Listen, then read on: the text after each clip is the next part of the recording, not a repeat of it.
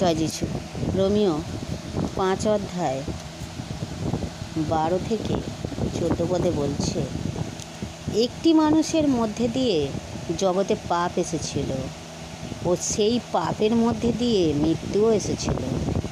সব মানুষ পাপ করেছে বলে এইভাবে সকলের কাছে মৃত্যু উপস্থিত হয়েছে।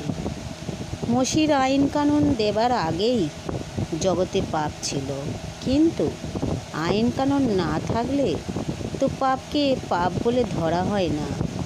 তবুও আদমের সময় থেকে আরম্ভ করে মসির সময় পর্যন্ত সকলের উপরেই মৃত্যু রাজত্ব করছিল।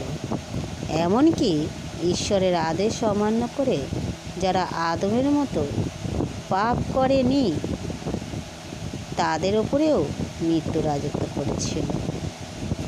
জয় যিশু। আমেন।